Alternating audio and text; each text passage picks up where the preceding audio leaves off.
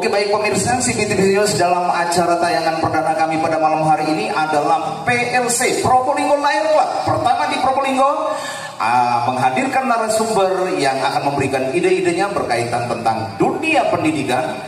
Gunanya adalah mengedukasi, tentunya akan menjawab pertanyaan publik selama ini. Bobrokkah pelayanan pendidikan di Probolinggo? Bisa berikan tepuk tangan semuanya? Sudah hadir di studio malam hari ini pertama di Probolinggo Lions Club, ya. Seluruh narasumber yang ada di studio malam hari ini sudah hadir. Terus kemudian rekan-rekan Probolinggo Lions Club malam hari ini juga sudah hadir semuanya. Bagi para pemirsa di rumah tentunya bisa menyaksikan tayangan ini dengan sempurna, bisa menjadi satu ilmu tentunya ya, atau pengetahuan di malam hari ini, ya. Semoga tayangan ini bisa bermanfaat bagi warga Probolinggo, kota dan kabupaten.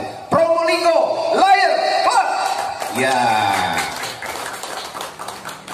Oke, baik narasumber semua yang saya hormati. Acara kita pada malam hari ini sudah kita mulai dengan tema yang kita angkat pada malam hari ini adalah Bobrokkah pelayanan pendidikan di kota Probolinggo. Baik pemirsa di rumah, sedikit mungkin saudara nanti akan melihat tayangan cuplikan kami. Pada tahun ajaran baru ada ratusan wali murid yang sempat ngeluruh ke kantor dinas pendidikan berkaitan tentang zona. Ya, terus kemudian ada lagi kasus yang memprihatinkan, ada kepala dinas pendidikan kota Probolinggo juga yang sempat ditahan oleh kejaksaan dan seterusnya. Pertanyaannya sekarang publik, apakah bisa menjawab terkait tentang pelayanan pendidikan di kota Probolinggo? Bukan kota Probolinggo tapi di Probolinggo, ya. Malam hari ini pendidikan yang kita bicarakan bukan hanya pendidikan di sekolah negeri saja, tapi juga hadir di studio juga pendidikan yang nanti diwakili oleh Kementerian Agama tentunya. Oke, baik pemirsa, saya langsung saja kepada narasumber kita yang pertama. Bobrokkah pelayanan pendidikan kita di Probolinggo? Yang narasumber pertama adalah Kepala Dinas Pendidikan Kota atau Kabupaten Probolinggo. Ya, dikonfirmasi tidak ada, padahal ini penting sekali tentunya warga Probolinggo. Ini penting ya buat masyarakat yang berkaitan tentang dunia pendidikan. Teman-teman, rekan-rekan semuanya sudah mengundang Dinas Pendidikan Kota dan Kabupaten, namun dikonfirmasi sampai dengan jam ini kami menayang siaran ini belum sampai di studio. Ya, yang kedua langsung nanti disampaikan oleh Kementerian Agama tentunya ya, dari Kota Probolinggo. Oke Pak, silakan.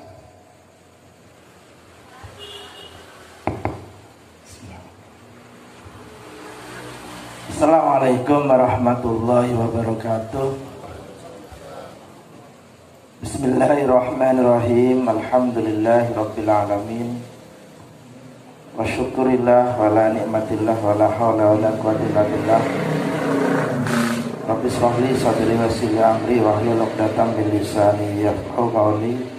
Amma ba'du, yang sangat saya hormati dan sangat saya banggakan, pimpinan atau direktur CPTV News Indonesia yang dalam hal ini sekarang mengadakan sebuah kegiatan yang cukup menyita perhatian kita semuanya. Yang kami hormati para narasumber, insya Allah hadir, tidak dapat kami sebutkan satu persatu. Yang jelas kami berada di tengah-tengah sebuah pemikiran, sebuah kebersamaan dalam rangka menyamakan persepsi bagaimana menyikapi dan mengangkat sebuah tema dengan tema Bobrokkah pelayanan pendidikan di kota Probolinggo. Tentu tema ini sangat menjadi perhatian kita semuanya. Kami dari Kementerian Agama Kota Probolinggo, pada salah satu visinya di situ ada pelayanan pendidikan keagamaan. Karena pelayanan pendidikan keagamaan, maka yang ada di kota Probolinggo, khususnya pendidikan di madrasah secara formal pendidikan non formal yang berada di pondok-pondok pesantren, TPQ, Madin dan sebagainya. Karena memang tidak ada pembimas Kristen atau pembimas Katolik, pembimas Hindu dan pembimas Buddha, maka itu berada di Kanwil. Ketika itu terkait dengan pendidikan keagamaan yang non-Islam, di luar Islam, maka seperti pengadaan soal dan sebagainya itu biasanya difasilitasi oleh Kanwil Agama Provinsi Jawa Timur. Sekilas akan kami sampaikan tentang keberadaan madrasah kami di Kota Probolinggo sebelum pada topik yang menjadi pembicaraan cukup krusial dalam kesempatan ini. Di Kota Probolinggo kecil, hanya 5 kecamatan itu memiliki RA. RA itu setingkat dengan TK berjumlah 31, MI setingkat dengan SD berjumlah 28, MTS setingkat dengan SMP berjumlah 18, satu negeri, jadi 13-nya itu swasta, sedangkan MA 14, 2 negeri, 12-nya swasta.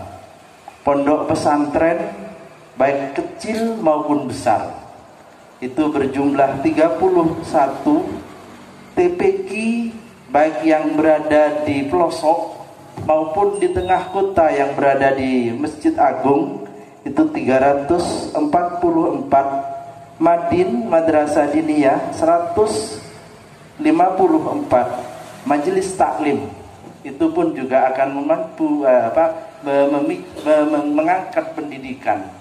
Majelis taklim yang ada di masyarakat dalam bentuk kajian-kajian atau halakoh-halakoh berjumlah 143.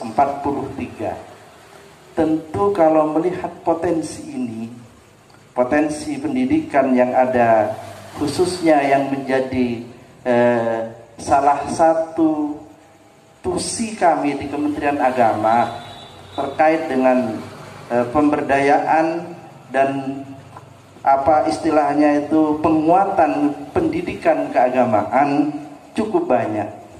Hanya ada 3 negeri, selebihnya swasta dan dikelola semurni-murninya oleh masyarakat. Kalau melihat dari ini, potensi yang ada di Kota Probolinggo khususnya pendidikan keagamaan itu saya menilai dan saya menyaksikan bahkan di sekolah negeri SD, SMP, SMA penguatan keagamaan pun juga sudah kuat. Ada SMP 7 dengan pengelompokan siswa tahfidz. Ada SD Sukabumi 2 pengelompokan siswa tahfidz dan seterusnya. Dalam arti kebobrokan pelayanan pendidikan khususnya pendidikan agama yang kami kelola itu tidak ada tanda-tanda yang negatif. Semuanya mendukung, semuanya memberikan sebuah harapan besar bahwa generasi kita, generasi yang senantiasa diberikan kelapangan untuk menyesuaikan pengetahuan sesuai dengan agamanya. Oke, baik, waktunya habis, Pak. Oke, ya, okay. Terima kasih, berikan tepuk tangan dulu ya. Luar biasa, ada ratusan sekali juga ya. Selain sekolah negeri juga yang dikelola oleh Kementerian Agama, luar biasa banyaknya. Nanti kita lihat dari mana sisinya ya. Oke, narasumber yang berikutnya adalah dari Kepala Cabang Dinas Provinsi. Ini banyak juga ini muncul di medsos ini berkaitan tentang katanya loh ya, katanya ini ada pungutan-pungutan yang sering diprotes ini ya. Apa itu juga masuk dalam wilayah kurang puasnya pelayanan pendidikan, Pak? Karena wilayahnya adalah Kepala Cabang Dinas Pendidikan Provinsi. Oke, Pak, silakan. Waktu kita 5 menit, Pak ya. Jadi disikat. Assalamualaikum warahmatullahi wabarakatuh. Selamat datang Pak Eko. Ya. Oke, baik pemirsa, saudara bisa melihat ini baru masuk, yang terlambat adalah Ketua Dewan Pendidikan Kota Probolinggo, ya. Oke Pak. Selamat malam, salam sejahtera untuk kita semuanya. Bapak Ibu para narasumber yang kami hormati, Bapak Ibu dari Probolinggo Lawyer Club dan juga dari pemunculan perdana dari CB News Indonesia. Terima kasih atas undangan yang diberikan pada kami. Kami mewakili Bapak Kepala Cabang Dinas Pendidikan Provinsi Jawa Timur wilayah Probolinggo, yang mana sampai saat ini beliaunya masih dalam keadaan sakit. Jadi kami selaku Kasih SMK dan juga Pak Warnoto selaku Kepala SMK 2, kita ajak sharing bareng-bareng dengan undangannya dari Pak Jandu dan teman-teman semuanya. Terima kasih untuk Lawyer Club kita Probolinggo ini. Bapak Ibu teman-teman yang perlu kami hormati, perlu diketahui jumlah SMA yang ada di Kota Probolinggo negeri swasta itu adalah kurang lebih 15. Adapun SMK negeri swasta itu ada 20 sekolah, penuh dengan riak dan gelombang dan liku-likunya. Alhamdulillah teman-teman kita kemarin yang negeri sudah melaksanakan PPDB dengan selamat, tanpa ada dengan rintangan yang tidak kita hendaki bersama. Toh mungkin di masyarakat terjadi suatu isu yang begini begitu, kita memaklumi demi perbaikan layanan pendidikan kita ke depan. Kami membuka diri kepada semuanya pihak, baik itu dari teman-teman Probolinggo Lawyer Club untuk memberi masukan kepada kami, terutama yang menyangkut kebijakan-kebijakan yang ada, pun juga yang saat ini lebih santer-santernya permasalahan-permasalahan yang terjadi, pungutan begitu mungkin ada. Dalam hal ini tidak menutup kemungkinan ya mungkin ada suatu hal tentang persepsi aturan main, dasar hukum dan lain-lainnya. Tapi hal itu semata-mata mohon lembaga-lembaga kami itu tidak menyalahi aturan main yang ada. Sementara itu pembuka dari kami, terima kasih atas nama Kepala Cabang Dinas Pendidikan Provinsi Jawa Timur wilayah Probolinggo. Terima kasih atas undangan kepada kami. Terima kasih untuk Probolinggo Lawyer Club, semoga selalu. Masih 2 menit waktunya Pak? Ya sudah. Cukup ya? Ya cukup. Oke. Terima kasih Ya. Oke, itu dari Dinas Pendidikan Provinsi ya, cabang Probolinggo. Sekarang langsung ke politisi dulu ya. Ini Pak As'ad ini penggiat politisi, semuanya ada di sana. Ya. Nanti langsung di Pak As'ad dulu. Okay. Bismillahirrahmanirrahim. Assalamualaikum warahmatullahi wabarakatuh. Bismillah, alhamdulillah, la haula wala quwata illa billah. Saya mau niru yang sebelah, tidak sampai 5 menit. Saya akan langsung menuju pada bobrokah pelayanan pendidikan di tergantung persepsi kita dari mana kita memandang. Kalau kita memandang dari sisi jabatan yang lalu-lalu, mohon maaf, dari almarhum Pak Masum Subani, terseret kasus hukum dipidana. Berikutnya adalah Pak Imam Suwoko. Meskipun sebentar beliau ada di sana, tetapi juga terseret oleh sebuah masalah. Dilanjut dengan Pak Hendro, sama. Terakhir kali ini Pak Maskur. Kalau dilihat dari sisi itu, barangkali tidak salah kalau kemudian layanan pendidikan di Kota Probolinggo khususnya itu bobrok.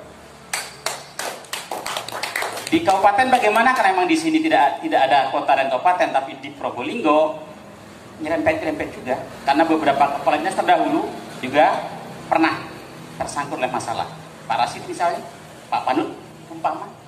Nah, itu yang pernah kita dengar. Kemudian dari persepsi lain, apakah kemudian Mohon maaf, saya tidak tahu datang ke tempat ini saya diundang tidak ada embel-embelnya. Politisi, apakah akademisi, apa praktisi, apa-apa saya tidak tahu. Pemerhati ya. Is.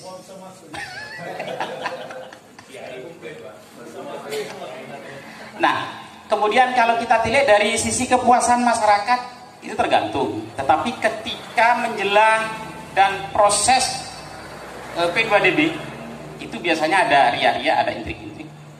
Nah, apakah kemudian seluruh masyarakat luas itu puas dengan layanan itu? Ada sebagian yang puas, sebagian juga tidak. Salah satu contoh misalnya, pungutan jelas dilarang seperti disampaikan oleh Bapak yang wakili kepala cabang dinas. Tetapi kalau sumbangan boleh. Nah, disitulah kemudian celah, mohon maaf, kalau kemudian ada praktisi pendidikan, mohon maaf, di situ ada celah bahwa sekolah memang bisa menarik sumbangan, tetapi yang tidak mengikat, karena memang sudah jelas ada regulasinya, tidak mengikat. Artinya tidak bisa diikat oleh jumlah duitnya berapa, tidak bisa diikat kapan harus menyelesaikannya, karena memang sumbangan. Nah, apakah kemudian dipatuhi? Mohon maaf, belum seluruhnya. Contoh, ada beberapa sekolah, misalnya di tingkat SMA atau SMK, mohon maaf, begitu murid baru dinyatakan diterima, kemudian ada daftar ulang, langsung disodori sumbangan investasi, misalnya. Kemudian pembelian baju yang setengah dipaksa. Sebab kalau tidak ada kata paksaan sih. Tapi kalau misalnya kemudian tidak daftar ulang, ya tidak daftar ulang dengan uang maksudnya, pasti tidak akan diterima. Nah, boleh tidak? Boleh. Tetapi kan harus rapat dulu, karena jelas regulasinya mengatakan bahwa sumbangan itu dalam bentuk sumbangan apapun, sumbangan itu harus melalui komite untuk rapat. Lucunya, begitu masuk di kelas 1, apakah itu kelas 7 atau kelas 10, itu langsung disodori, loh kapan rapati? Karena ternyata rapatnya mungkin sudah kemarin-kemarin, padahal ini baru siswa kelas 7 atau kelas 10, kan berarti belum terlibat apapun wali muridnya, tetapi sudah disodori. Mohon maaf, ada bukti-buktinya. Nah, apakah kemudian ini juga tergolong bobrok? Silahkan Bapak dan Ibu semua yang datang di tempat ini untuk menyatakan penilaiannya. Cuman bagi saya itu bentuk ketidakpuasan masyarakat. Apakah tergolong bobrok? Nah, itu urusan lain. Itu yang kedua. Kemudian selanjutnya, dari sisi penilaian dari pemerintah, karena memang pemerintah itu tugasnya adalah memberi kesempatan pendidikan kepada seluruh masyarakat, ya tentu saja bagus. Nah, oleh karenanya maka persepsi dari masyarakat apakah benar-benar bobrok atau tidak itu bergantung malam ini bagaimana kita menyelesaikan semua isu. Terima kasih. Wah, luar biasa. Tepat waktu 5 menit ya untuk Pak Asad. Bisa disambung dulu Pak, nyambung yang disampaikan oleh Pak Asad, mungkin sudah tadi ya. Oke, saya coba langsung ke akademisi ya, Rektor Stein ya, Dr. Beni. Baik, Assalamualaikum warahmatullahi wabarakatuh. Terima kasih Bapak-Bapak Ibu sekalian, para narasumber. Hari ini kita berkumpul di tempat ini untuk menjawab isu,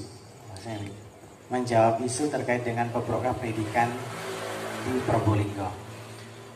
Saya mencoba untuk memahami, kalau kita berbicara tentang layanan pendidikan, maka saya mencoba untuk mengupas dari sisi akademisi kan, bahwa layanan pendidikan itu bukan hanya lembaga pendidikan formal, tapi ada layanan pendidikan informal.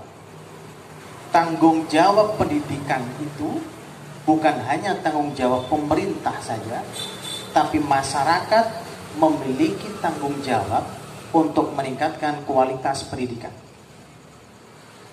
terkait bagaimana sesungguhnya pendidikan itu bisa berjalan, mengukur kualitas baik tidaknya.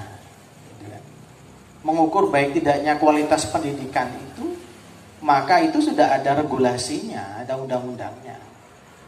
Yaitu kalau kita mencoba mengacu pada pemenuhan standar nasional SNP itu sudah jelas. Ada 8 standar layanan pendidikan itu.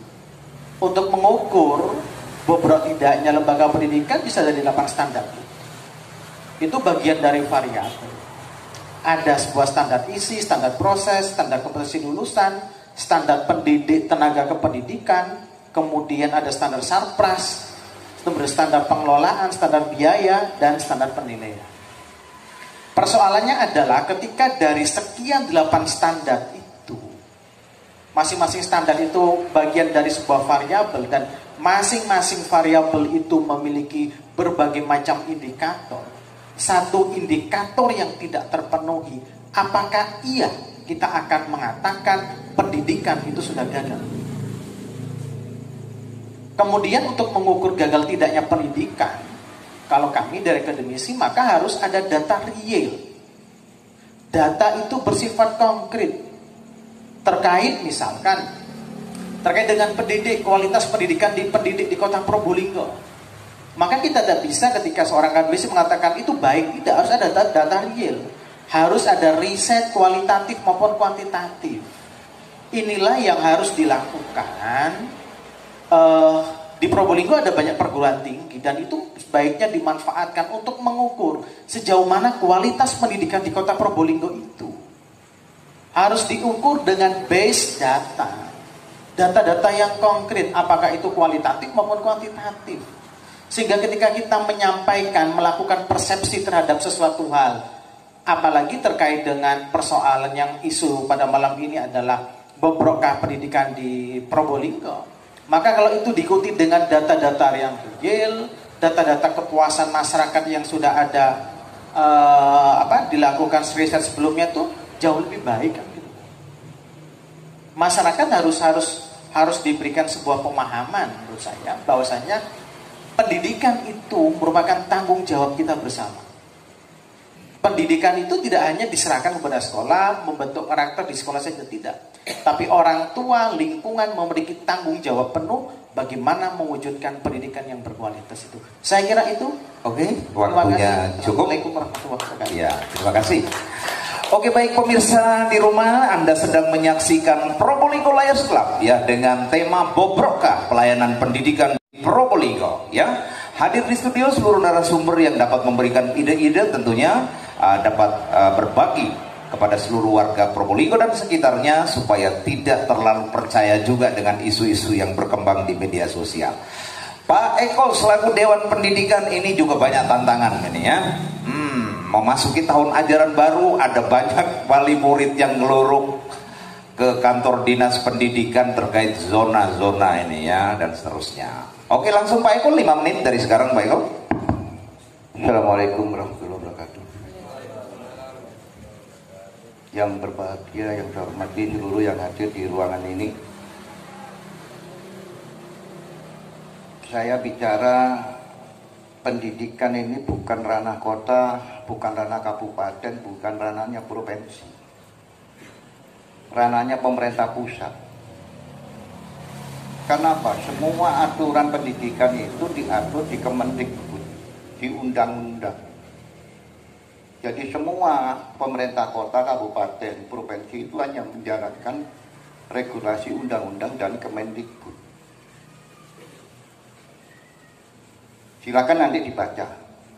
Mulai dari Undang-Undang 20 2003 tentang sistem pendidikan nasional, tentang dosen dan guru, tentang kurikulum seluruh Indonesia sama, SD, SMP, SMK sama, nggak ada dibedakan.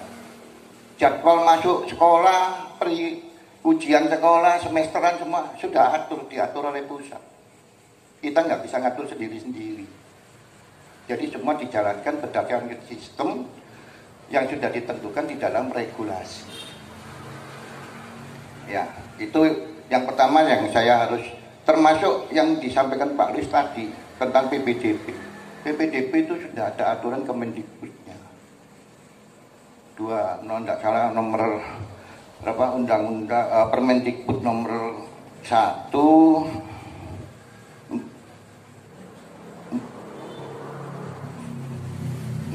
tahun 2001. Diatur lagi nomor 2 tahun 2001. Surat edaran tentang pelaksanaan oleh Dirjen Pendidikan. Itu sudah diatur dari sana. Jadi kita nggak buat aturan sendiri. Perwali yang dibuat di PPDB itu membreakdown dari Permendikbud.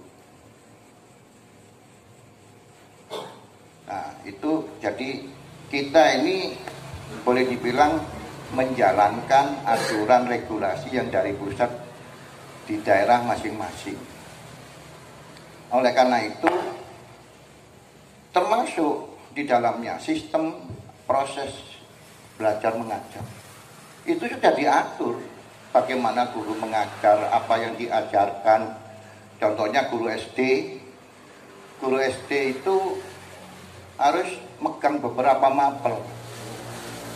Guru SMP 1 mapel 1 guru. Guru SLTA 1 mapel 1 guru. Nah, hebatnya guru SD, 1 guru pegang sekian mapel 1 kelas. Panjenengan tahu nggak, tahun ini ada 65 guru SD yang pensiun. Bisakah kepala daerah menambah? Nggak bisa. Harus ke Menpan RB dulu minta. Tahun depan 60 lebih yang pensiun juga nggak bisa menambah. Mungkin juga di SLTP, mungkin juga di SLTA, kan banyak yang pensiun. Oke Pak Eko, terima kasih, waktunya cukup. Terima kasih ya. Oke, baik pemirsa, itulah seluruh narasumber kita pada malam hari ini sudah menyampaikan ide-idenya terkait tentang dunia pendidikan di Probolinggo. Bobrokkah pelayanan pendidikan di Probolinggo? Babak pertama sudah selesai, yang selanjutnya adalah teman-teman Probolinggo Lions Club akan coba menanggapi seluruh apa yang disampaikan oleh narasumber yang ada. Ya, saya mulai langsung dari sebelah kiri saya saja langsung.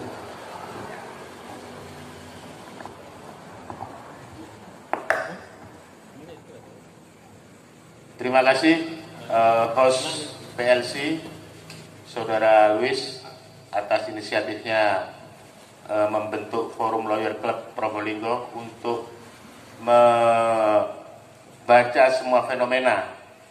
Kepada narasumber saya ucapkan terima kasih, selamat datang di acara PLC. Semoga senantiasa Probolinggo Raya senantiasa jaya. Kalau dari perspektif saya teringat ada sebuah artikel yang mengatakan bahwa Termisi Pak, muridnya Pak Eko Wahyono, murid kehidupannya. Kalau murid akademisnya, saya muridnya Pak Beni.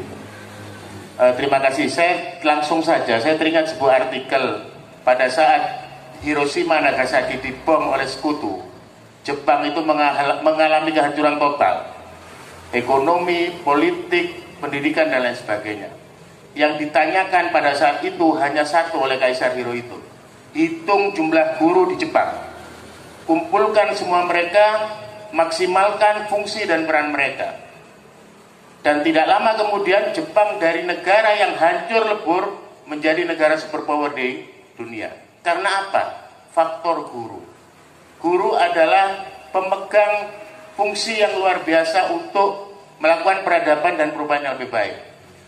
Dalam perspektif kami, semua hal yang disampaikan oleh narasumber di depan, persepsi saya sebagai masyarakat, hak masyarakat itu dilindungi oleh undang-undang, dan itu mutlak. Setiap warga negara berhak mendapatkan pengajaran. Masyarakat tidak ya sekali lagi saya katakan, itu hak yang paling mendasar dari seorang warga negara. Makanya saya menyayangkan ketika ada orang tua yang melarang anaknya bersekolah karena tidak punya biaya, itu mereka mengkebiri haknya. Makanya harapan saya ke depan Probolinggo jangan sampai ada kejadian anak tidak bisa sekolah karena kekurangan biaya. Itu menjadi hal yang sangat fatal untuk merubah peradaban yang lebih baik. Jadi hal yang disampaikan oleh beberapa narasumber terkait zonasi, terkait kemudian pungutan liar, itu maksud saya lain soal. Masyarakat itu kan taunya yang penting saya bisa sekolah. Kalau kemudian hal yang paling fundamental dalam kehidupan masyarakat itu kan kesehatan sama pendidikan. Dan mudah-mudahan pendidikan bisa benar-benar bermanfaat di Kota Probolinggo. Terima kasih. Oke, terima kasih Pak Tarmiji. Ya, Probolinggo Lawyer Club di tayangan perdana. Ya, teman-teman coba atur narasinya untuk menanggapi. Kalau bisa muncul pertanyaannya ke sana ya supaya agak tajam sedikit ya gitu. Oke, silakan Pak Putut. Terima kasih. Assalamualaikum warahmatullahi wabarakatuh. Yang saya hormati Bapak-Bapak sekalian yang hadir di PLC. Saya memberikan suatu apresiasi terkait dengan apa-apa yang sudah disampaikan dari para narasumber. Dan saya memberikan suatu hal yang sangat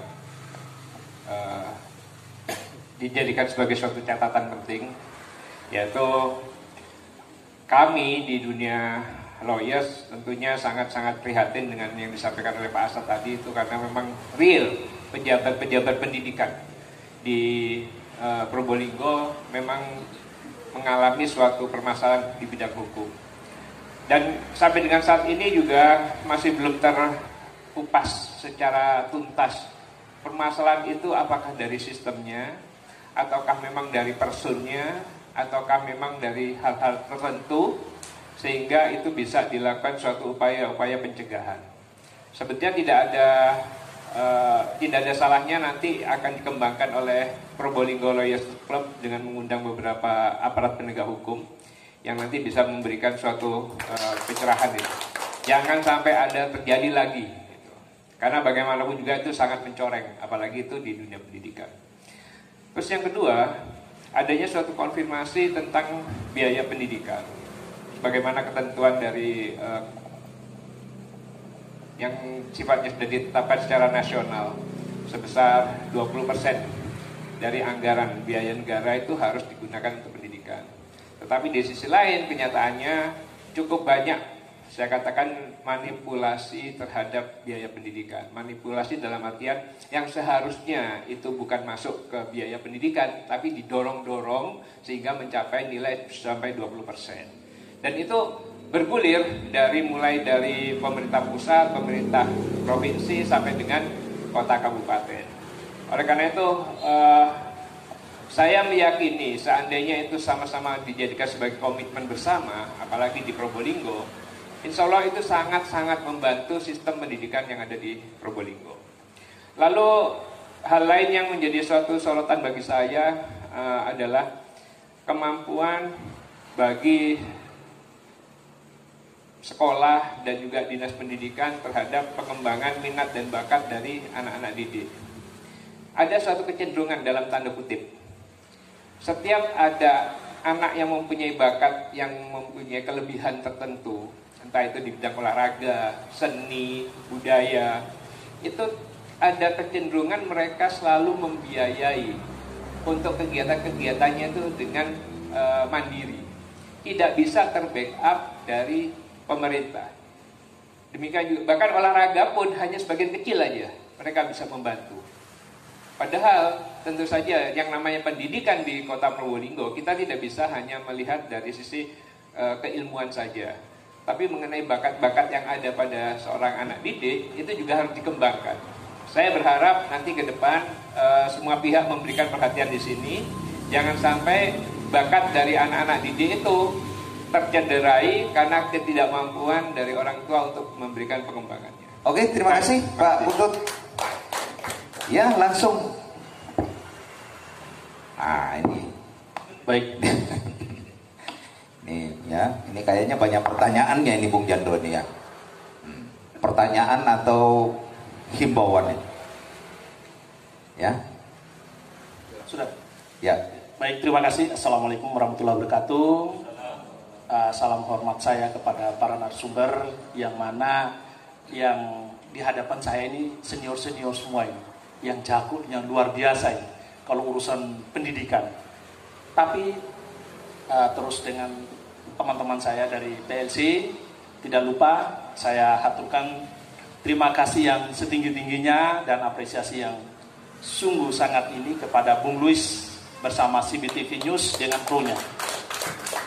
Acara ini alhamdulillah sekali bisa terselenggara pada malam hari ini dengan segala kekurangannya. Tentunya saya hanya beberapa hal saja yang perlu saya sampaikan dalam forum yang ilmiah ini, yaitu sayang sekali malam ini yang pengambil kebijakan itu yang membuat regulasi ini tidak hadir di tengah-tengah kita. Coba kalau beliau-beliaunya bisa hadir nih malah tambah lebih seru dan biar lebih jelas gitu loh ke depan itu seperti apa. Karena tadi dari para narasumber tadi juga sudah menyampaikan satu hal yang menjadi catatan saya Bung Luis, yaitu kita ini ternyata di sini tuh korban kebijakan, korban dari regulasi yang mereka buat baik di Jakarta maupun di provinsi, apalagi di kota. Kita ini semua korban ini. Karena apa?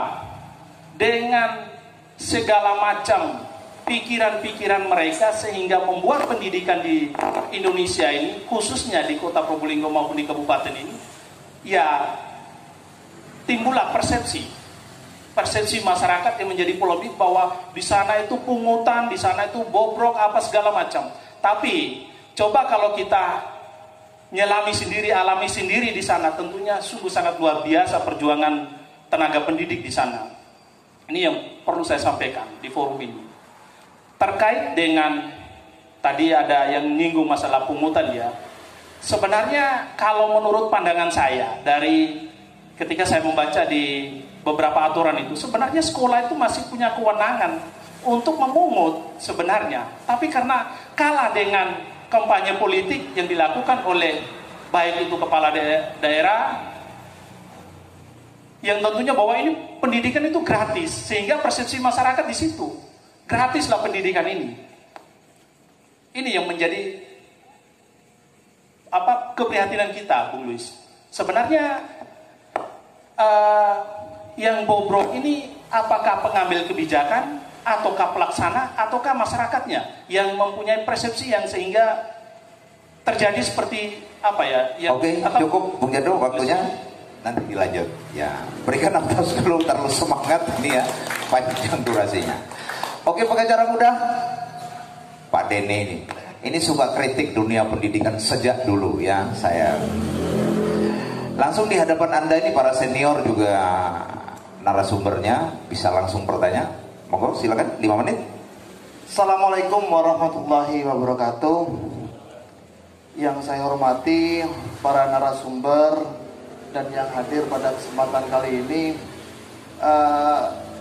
saya mungkin ingin berbicara dari perspektif tenaga pendidik. Karena dalam kesempatan ini saya juga ikut atau tergabung atau menjadi semacam yang punya lembaga gitu loh, yang punya lembaga madrasah baik di kota maupun di kabupaten. Di Kebonsari Wetan ada, di Banyuanyar Lor juga ada. Tetapi saya secara pribadi tidak menjadi tenaga pendidik, karena dunia tenaga pendidik memang betul-betul harus ekstra mengajar, terutama di dunia madrasah. Karena di dunia madrasah mengajar dari pagi sampai sore, itu pun hak dari para pengajar tidak sama atau tidak sebanding dengan apa yang dilakukan pengajarnya. Dari beberapa penyampaian teman-teman, mungkin tenaga pendidik terutama di madrasah ada hak yang namanya sertifikasi, ada impasing dan lain sebagainya. Kalaupun mereka punya hak yang namanya sertifikasi dan impasing, akan tetapi mereka mendapatkan tidak sebagaimana mestinya. Artinya jadwal yang biasanya pencairan TPP, pencairan impasing, pencairan sertifikasi dunia madrasah itu masih ribet dalam arti birokrasinya, administrasinya masih ribet.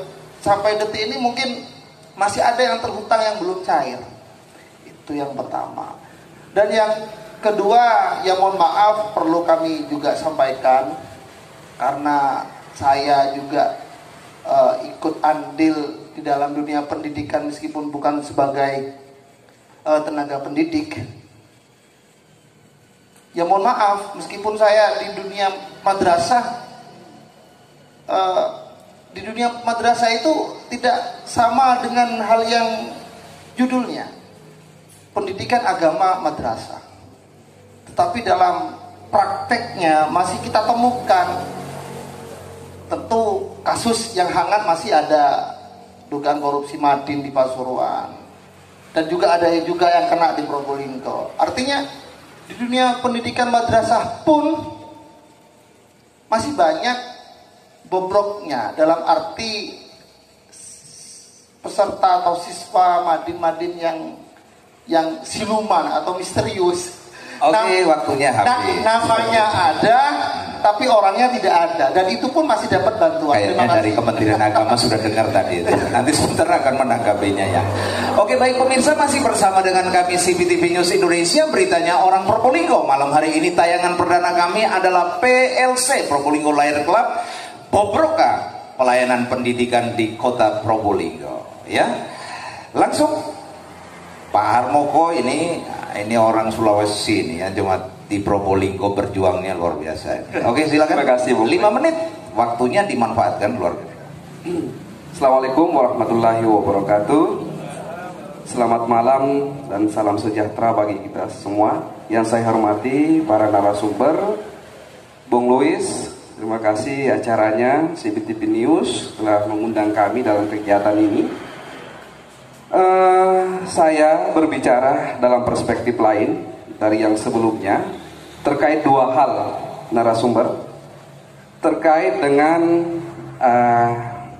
arahan dari Mas Menteri terkait dengan Merdeka Belajar dan metode pembelajaran saat ini seperti apa. Oke, yang pertama, dalam di kampus kita sudah mendengar ya, yang kampus Pak Jeko, Pak Beni dan semuanya yang hadir di sini, ada yang dinamakan Merdeka Belajar Kampus Merdeka, MBKM. Ya. Tentunya di sini dilihat dari bagaimana mahasiswa itu bisa belajar di luar dari prodinya.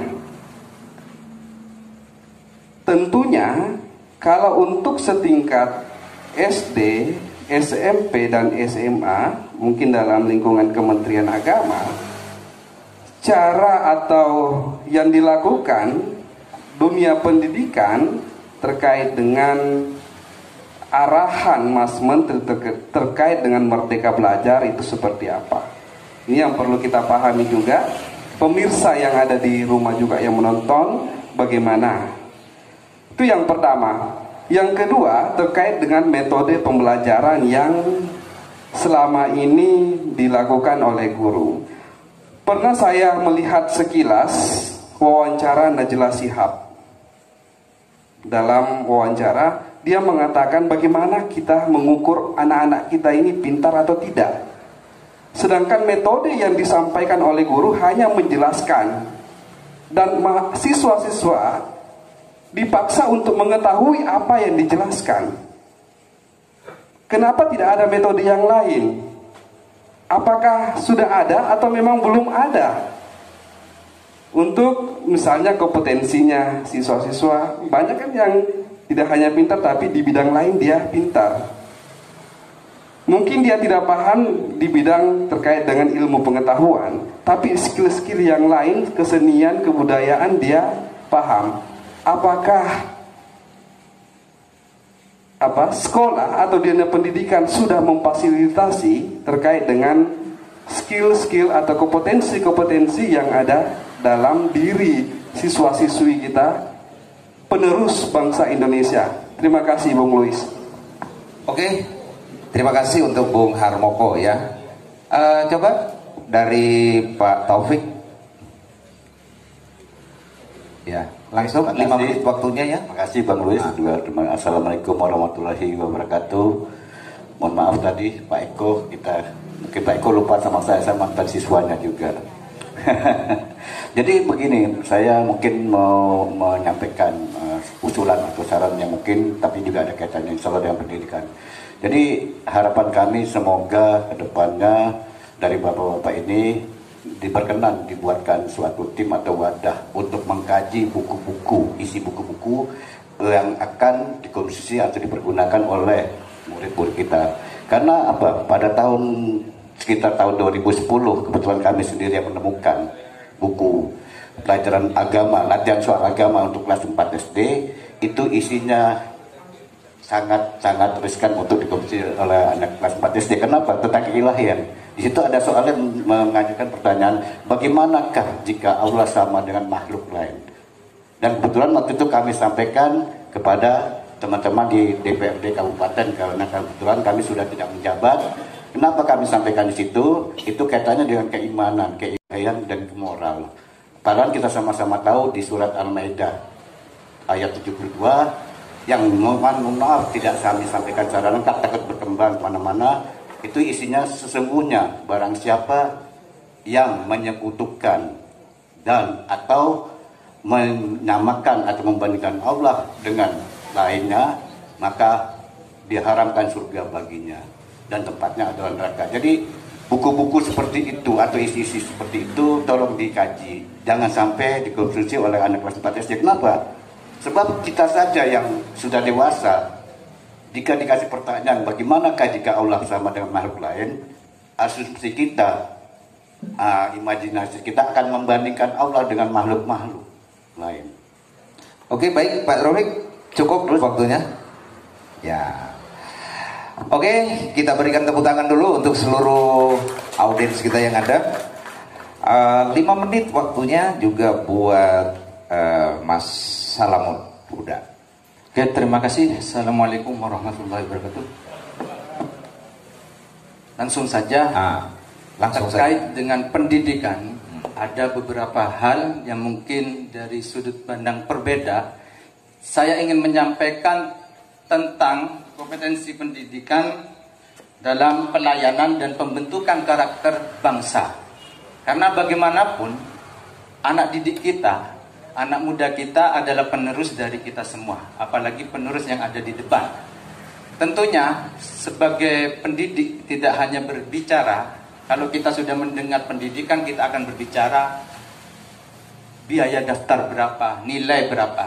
Pendidikan tidak akan berhenti di itu saja. Tapi pendidikan lebih luas lagi berbicaranya terkait bagaimana pengembangan sumber daya manusia yang sudah diberikan hak oleh undang-undang agar seluruh masyarakat menerima hak tersebut. Bukan menjadi prosedural, bukan menjadi perusahaan. Karena pendidikan ini di Indonesia diamini menjadi mengkomersialisasi atau mengkapitalisasi sebuah pendidikan dengan adanya kalau nggak salah di Peraturan Presiden Nomor 77 Tahun 2007 tentang penanaman modal usaha tertutup dan terbuka. Di sana ada luang bagaimana modal asing bisa masuk dalam dunia pendidikan kelas menengah, dasar, walaupun perguruan tinggi. Nah, ini akan menjadi kedepannya bagaimana pendidikan kita berbicara moral. Bagaimanapun kita melihat di kota Probolinggo sendiri banyak, kemarin ada kasus yang sangat luar biasa, ada 4 anak muda di bawah umur mencabuli seseorang. Ini sebuah bentuk implikasi atau output dari sebuah pendidikan kita di Probolinggo. Apakah pendidikan kita hanya berbicara zonasi, uang pendaftaran, tapi moralitas anak bangsa kita tetap seperti ini? Bagaimana anak kecil itu sudah memiliki moralitas yang buruk? Tentunya karena pendidikan mereka bobrok. Oke, waktunya. Terima kasih. Ya. Nah, yang sebelah ini saya lupa tadi namanya. 5 menit langsung. Terima kasih. Assalamualaikum warahmatullahi wabarakatuh. Langsung saja, dari segi perspektif saya, gimana menyikapi adanya sumbangan supaya tidak bisa dilaksanakan oleh sekolah-sekolah lagi. Karena di mana sekolah-sekolah yang memang sudah tinggi menjulang namanya, itu pantas. Dan banyak sekolah-sekolah yang masih ada di desa dan sekolah-sekolah yang muridnya masih minus orang tua, apakah perlu diadakan sumbangan yang di luar dari perspektif orang-orang katanya sekolah itu gratis? Itu saja dari saya. Terima kasih. Oke. Ya. Oke, baik pemirsa di rumah, ya kembali masih bersama dengan kami CBTV News Indonesia. Beritanya orang Probolinggo di tayangan perdana kami PLC Probolinggo Liars Club, ya. Oke. Tadi sudah narasumber sudah menyampaikan pendapatnya dan sudah sempat disinggung oleh seluruh anggota PLC, ya. Saya minta dari Kementerian Agama 2 menit menjawab ini, tadi ada kata terhutang ini, ya. Berikan tepuk tangan dulu untuk Kementerian Agama dari Probolinggo. Ada terhutang untuk madrasah ini, ya. Langsung dijawab, Pak. Ini lagi disaksikan sama ribuan guru madrasah ini, Pak, ya. Alhamdulillah. Ya. Ternyata si penanya tadi satu daerah dengan saya. Mungkin saya sudah tua, ini masih kecil. Gitu. Sama-sama di gang, saya di gang pesantren, ini di gang, saya di gang 9 di gang pesantren. Begini, saya tertarik dengan pencairan TPG. Sebenarnya tidak ribet. Sekarang di Kemenak ada yang namanya sistem pelayanan ceria, dalam arti online pelayanannya. Tidak langsung ujuk-ujuk bawa berkas ke kantor, tidak usah. Sekarang bisa ngeliat, pokoknya anak yang ngerti dilayani. Tetapi dalam pelayanan, tetapi dalam pencairannya bulan Januari, Februari tidak bisa langsung di bulan Februari, di bulan Maretnya, karena itu ada sistem yang namanya Simpatika. Disitulah akan mengupload semua data, semua siswa dan sebagainya. Nah, itu tidak langsung. Cukup, Pak, 2 menit. Bagaimana Pak Denny? Puas dengan jawaban ini? Puas enggak ini? Ini harus online ini masalahnya. Sementara ini mungkin guru-guru madrasah bawa berkasnya banyak. Ini tadi sudah dijawab harus online. Cukup puas jawabannya?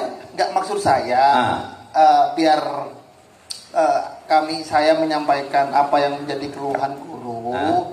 Dan gurulah yang menilai seperti apa mereka mengabdi di dunia pendidikan, terutama madrasah. Kan begitu. Ya itu aja. Itu ya. Oke, baik pemirsa, teman-teman guru madrasah juga lagi menyaksikan ini, ya, 2 aspirasi ini. Bung Jando mau tambah tentang madrasah? Ya, mungkin apa karena aturan itu sehingga menjadi polemik, Bung? Bisa jadi. Bisa jadi seperti bisa itu. Jadi. Ya, karena termasuk Bapak ini juga korban sebenarnya. Korban dalam menerapkan aturan. Sistem online mungkin tidak disosialisasikan, ya, sehingga banyak guru-guru. Bukan tidak disosialisasikan. Bapak ini sebenarnya korban juga, kan begitu, Pak? Korban dari kebijakan pusat. Pencairan penerapannya itu dilakukan oleh eksekutif. Nah, eksekutif itu kan sebagai eksekusi untuk melaksanakan aturan dari pusat. Ya, saya bisa memahami. Betul. Kan begitu. 2 menit aja. Saya mau minta dari pengamat dulu, Pak Asad dulu, agak tajam soalnya tadi ini agak tajam ini. Ini luar biasa ini. Oke. 2 menit Pak waktunya, Pak, ya. Yang pertama, kalau ada siswa yang dilarang masuk Mas Putut ke sekolah oleh orang tuanya hanya karena soal biaya. Yang salah itu orang tua apa sekolah? Itu persoalan. Kemudian tidak perlu dijawab, saya kira. Tidak perlu dijawab. Kemudian 20 APBD apa sudah terpenuhi? Saya mulai tahun 2024 sampai 2019 menjadi anggota DPR pelaku. Tidak pernah APBD kota ini sampai menyentuh angka 20%. Hanya 11%, paling tinggi. Itu adalah merupakan bagian dari koreksi bersama. Kemudian bakat anak-anak selalu, jadi yang disampaikan itu benar. Ketika ada seseorang yang kemudian punya prestasi luar biasa, contoh sekarang ini, Ibu Denis, itu luar biasa, anak Probolinggo membawa harum nama Indonesia, nggak dapat apa-apa. Kemarin sudah kita usulkan, salah satu pengurus PSSI saya saat ini sudah saya usulkan supaya bercerai penghargaan. Kenapa? Ini sedang ditonton oleh wali kota loh, Pak. Tidak apa-apa, tidak apa-apa. Oke. Kemudian kita bersama-sama korban regulasi, bisa iya bisa tidak. Tetapi kemudian disampaikan oleh Mas Eko tadi bahwa ini regulasi dari pusat, iya. Tapi kemudian kalau emang benar-benar regulasi dari pusat dijalankan dengan baik, semua selamat. Cukup Pak Ustadz, waktunya 2 menit. Ya Pak Putut, jawabannya puas ini barusan ini. Singkat Pak, 2 menit. Saya rasa ada suatu hal yang menjadi suatu tolak ukur terhadap permasalahan-permasalahan yang tadi disampaikan. Hanya saja di sini saya sangat berharap DPRD kota itu juga hadir, karena bagaimanapun juga penyeimbang dari perjuangan pelaksanaan pendidikan itu tidak bisa hanya diperjuangkan oleh eksekutif, tapi juga dari legislatif. Terus yang terkait dengan masalah pengembangan bakat dari seorang anak, tentunya di sini pihak orang tua juga jangan segan-segan, karena sekarang ini sudah sistemnya dengan menggunakan cara viral. Ya.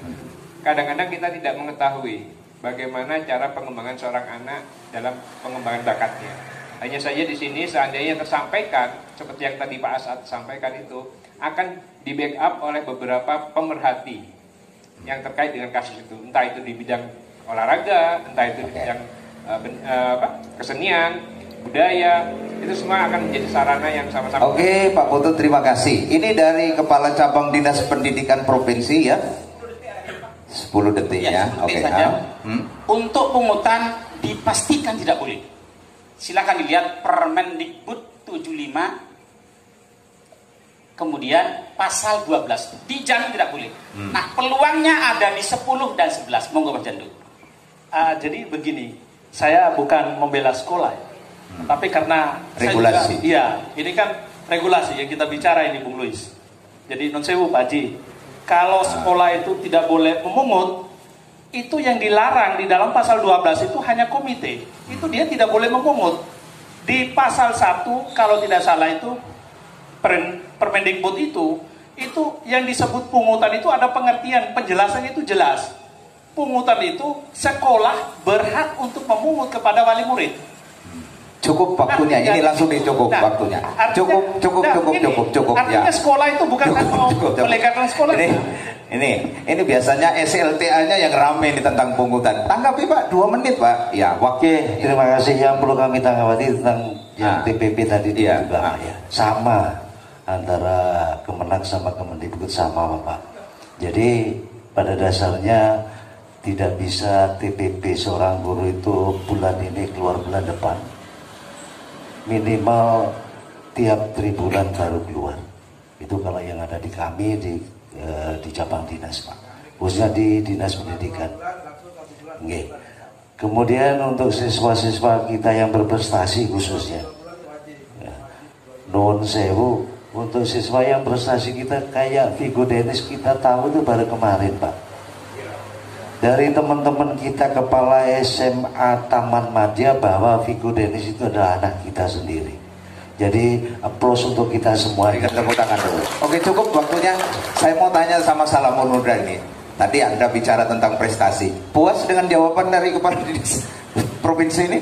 Ini kan menjadi nilai minus dari pendidikan kita, bahwasanya dari dinas sendiri baru mengetahui ada pelajar yang memiliki prestasi yang tinggi. Nah, ini sistem di manakah yang memberikan miss sehingga apresiasi terhadap anak bangsa kita itu agar diapresiasi seutuh-utuhnya dan sepenuh-penuhnya. Biar tidak muncul terhadap publik itu hanya nilai negatif tentang perlakuan anak yang buruk. Tapi bagaimana mengapresiasi anak yang memiliki prestasi itu di launching dengan sebesar-besarnya akan memberikan dampak yang dominan terhadap masyarakat. Oke, berarti setuju dengan jawabannya. Ini saya coba ke Pak Dr. Beni dulu ini ya. Tadi dia, Pak Dr. Beni bisa tanggapi ini jawaban itu Pak Dr. Beni. Nah, coba ada hal yang menarik dalam dunia pendidikan ini. Kita jangan lupa tujuan kalau saat ini tadi juga sempat disinggung itu terkait dengan implementasi kurikulum merdeka. Saya kebetulan fasilitator sekolah penggerak, tapi ditugaskan di Kabupaten Lumajang. Begini, salah satu dalam implementasi kurikulum merdeka saat ini adalah bagaimana kita mencoba untuk membentuk pelajar itu penguatan pelajar Pancasila. Ada beberapa aspek. Kemudian dalam penguatan pendidikan karakter ada 4 elemen yang harus dilakukan oleh seluruh warga sekolah, kemudian yang memiliki kepedulian terhadap pendidikan. Yang pertama adalah bahwa dalam pendidikan itu untuk membentuk moralitas itu satu adalah ada keteladanan, Pak. Keteladanan ini yang harus dilakukan oleh semua pihak dari jajaran atas sampai ke bawah. Oke Pak, cukup waktunya. Ini Pak Tarmiji mau nanggapi jawabannya. Coba Pak Tarmiji, ini tadi perhatikan terus ini Pak Dr. Benny jawab ini. Ya. Ya, terima kasih Bung Luis dan rekan-rekan semuanya. Jadi saya teringat kemudian ucapannya Agus Salim mengatakan cuma 2 menit waktunya Pak. Nembak sudah langsung nembak. Oh, langsung tembak. Bahwa kemudian saya cuma berharap dari tadi kemudian kita bicara regulasi, kemudian data juga masih minim. Jadi yang terpenting itu masyarakat jangan sampai dipusingkan dengan urusan carut-marut kebijakan pusat, kebijakan daerah. Ini kan beberapa narasumber yang di depan kami ini kan berkelit bahwa kita tidak punya kewenangan. Nah, exit door-nya apa kan begitu? Oke, cukup waktunya Pak. Ini Dewan Pendidikan ini yang punya tanggung jawab sebagai pengawas. Terima kasih. Pak Eko, ini bobrokkah pelayanan pendidikan di Probolinggo? Dewan Pendidikan punya tanggung jawab besar ini, ya. Kita ini bukan 2 menit Pak, nembak langsung. Bukan korban regulasi. Terus. Kita nggak ngerti regulasi. Terus. Makanya banyak yang manipulasi. Berikan tepuk tangan dulu, bukan regulasi tapi manipulasi. Nah, saya katakan apa yang dikatakan Pak Asyar tadi, itu menungcone Pak, bukan sistemnya. Ya itu loh. Banyak kepala dinas pendidikan yang kena tahan loh katanya Pak Asyar. Anggota DPR aja dihukum kok. Tapi fungsi Dewan Pendidikan ini dipertanyakan oleh warga ini masalahnya. Jadi kami mengetahui bahwa apa yang ada di pendidikan itu sudah berjalan baik. Saya turun ke SD, SMP. Kalau Pak Jandul nggak percaya, Pak Jandul berarti nggak ngikutin saya. Pak Benny, Pak Marnoto juga anggota saya. Saya turun Pak ke bawah. Saya tahu persis. Oke Pak, cukup waktunya ini ya. Biar mewakili dulu Pak. Coba tanggapi Pak, sedikit aja. 2 menit waktunya Pak ya. Oke. 2 menit. Inilah pendidikan Pak. Jadi dibicarakan 24 jam. Ada 2 pun tidak akan selesai. Ada seninya Pak ya. Makanya saya senang sekali dengan forum seperti ini. Dan memang pekerjaan pendidikan itu bukan urusan orang per orang, bukan urusan satu lembaga. Jadi semua bertanggung jawab terhadap suksesnya pendidikan. Sehingga kalau dibiarkan bicara semua tentang pendidikan, itu tergantung dari masing-masing orang melihat dia dari angle mana, sudut perspektif mana gitu. Apa kira-kira buntu ini Pak komunikasi atau bagaimana? Tidak juga. Ini wacana, kita diskusi. Dengan seringnya begini, kita tambah pinter kita. Gitu. Sebab rambu-rambunya kalau kita bicara pendidikan, tentang layanan pendidikan yang memang judulnya tadi itu ya norak gitu ya, amoy, agak provokatif, ada yang sangat ekstrim. Dengan bahasa lainnya kan begitu. Ya itu memang marketable. Bisa menjual itu untuk publikasi, bisa didengar, dilihat orang banyak. Itu bagus, memangnya punya acara nyisip itu. Aku tanya itu. Oke, terima kasih Pak. Sebentar Pak. Tapi begini. 1 menit Pak ya. Bicara semua tentang pendidikan, itu tidak bisa lepas dari 8 standar nasional pendidikan. Itu sudah. Tadi sudah disampaikan oleh Di sini maupun negara lain, itu rata-rata pakai 8 standar. Ada yang pakai 7, ada yang pakai 9. Tapi kalau di Kota Ade ya tetap kembali ke 8 lagi. Jadi kalau kita bicara tentang itu, coba itu dikupas satu persatu. Nggak bisa kita ambil satu bagian. Makasih. Oke. Tanggapan saya minta Pak Harmoko dulu ini. Tanggapi ini tadi itu. Harus ada 8 regulasi dia. Ingin menanggapi Dewan Pendidikan. 1 menit waktu. Ya. Kalau Dewan Pendidikan mengatakan pendidikan kita sudah baik, berarti kedepannya tidak ada evaluasi. Maka pernyataan itu menunjukkan kurangnya konstruksi berpikir terkait pendidikan yang ada di Probolinggo. Karena pendidikan yang tentunya tiap tahun harus berubah dan perlu adanya evaluasi. Oke, perlu dievaluasi itu. Terima kasih Bung. Harus ada 8 poin ini dulu baru bisa sukses dunia pendidikan. Ya tentunya regulasinya seperti itu Bung. Jadi harus sama di perguruan tinggi juga. Ada 8 yang disampaikan tadi Pak Dr. Benny juga. Ada 8 indikator dalam dunia sistem pendidikan nasional gitu ya. mungkin nanti akan dijawab ya pertanyaan saya. 1 menit waktunya, langsung tembak. Lah iya, itu sudah mungkin nanti. Makanya saya bilang ini mungkin nanti. Makanya tidak saya ulangi lagi pertanyaan saya yang tadi. Mungkin nanti akan ada yang menjawab pertanyaan itu. Terima kasih Bung Luis. Coba 1 menit untuk Pak Putut. 1 menit Pak ya. Ada suatu permintaan mungkin dari saya secara pribadi, kiranya pada saat nanti kembali lagi kepada profesi masing-masing, kita harus bertanya pada diri kita sendiri juga bahwa seberapa jauh kita sudah memberikan sumbangsih terhadap pengembangan pendidikan, khususnya baik di Kota Probolinggo juga. Terima kasih. Oke, baik pemirsa, kembali bersama dengan kami CBTV News Indonesia, berita seputar Probolinggo di acara perdana kami PLC Probolinggo Liars Club. Anda sedang menyaksikan siaran perdana ini tentang bobrokah dunia pendidikan atau pelayanan pendidikan di Probolinggo. Ya, Anda sudah menyaksikan tadi seluruh narasumber kami yang sudah memberikan ide-idenya, bisa memberikan pengetahuan tentunya buat warga dan pemirsa yang ada di rumah. Oke, terima kasih banyak buat seluruh narasumber. Kalau kita bahas tentang pendidikan, benar tadi katanya, gak mungkin cukup waktunya kayaknya ya. Pak Asad setuju ya? Gak cukup waktunya kayaknya ya. Panjang ya.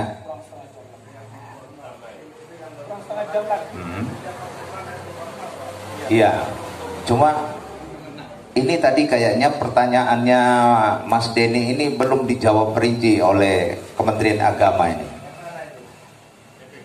Tadi itu. Ya, soalnya terhutang ya. Terhutang itu ada skalanya, Pak. Ketika terhutang di bawah 200 juta itu akan dipenuhi, tapi yang memenuhi adalah bukan di daerah, karena anggaran TPG dan BOS itu sudah beralih ke wilayah dan ke pusat. BOS pusat, TPG di provinsi. Jadi yang 2018-2019 nanti akan ketika nilainya di atas 200 juta ada tim verifikasi, baik itu dari Irjen maupun BPKP itu. Itulah yang nanti menurut Mas Denny ada jelimetnya. Artinya sekian berkas, sekian tahun, sekian semester itu harus dikumpulkan, diverifikasi di daerah masing-masing. Setelah itu dibawa ke pusat, dibawa ke daerah. Kita yang tidak tahu di sana karena memang anggarannya tidak ada. Kayaknya kesulitan Pak. Guru madrasah itu di desa loh Pak. Wifi-nya juga nggak ada, itu susah juga ini kayaknya. Betul, Pak. Ada yang mau nanggapi ini tentang madrasah ini? Tidak, saya tidak menanggapi Bapak ini, tapi saya ingin meluruskan terkait dengan kejadian-kejadian selama ini yang lebih khususnya itu di Dinas Pendidikan Kota Probolinggo. Saya melihat, kalau saya mengikuti, mencermati alur persoalan-persoalan yang dihadapi oleh kepala dinas itu ya, itu sebenarnya mereka ini korban regulasi kalau kita berbicara. Mereka orang baik semua kok. Mereka orang baik Pak. Siapa yang tidak mengenal Pak Maskur? Siapa yang tidak mengenal Pak Masum Subani, Ketua PCNU dulunya, kalau tidak salah ya? Iya, berarti kan orang baik. Siapa yang tidak kenal Pak Hendro? Siapa yang tidak kenal Pak Imam Suwoko? Mereka orang baik dan seringkali berdiskusi dengan saya. Bicaranya selalu moral, mental juga bagus. Artinya mereka ini, kalau kita mencermati dari kasus per kasus yang mereka hadapi, itu adalah korban regulasi. Mereka hanya tanda tangan saja. Kalau menurut saya itu. Nah, ini yang sungguh sangat cukup Bung Jandro, waktu kita cukup ya, karena nanti ada iklannya. Baik, terima kasih semuanya, kita tepuk tangan ya. Acara hari ini cukup luar biasa di tayangan perdana, bobrokah pelayanan pendidikan di Probolinggo. Acara yang diselenggarakan oleh Probolinggo Liars Club dan juga sudah menghadirkan seluruh narasumber yang terkait, sudah mampu memberikan jawaban untuk dapat dimengerti tentunya ya. Demikianlah liputan kami dari Probolinggo, Jawa Timur, CB News untuk kita semua. Ya, bisa salaman langsung.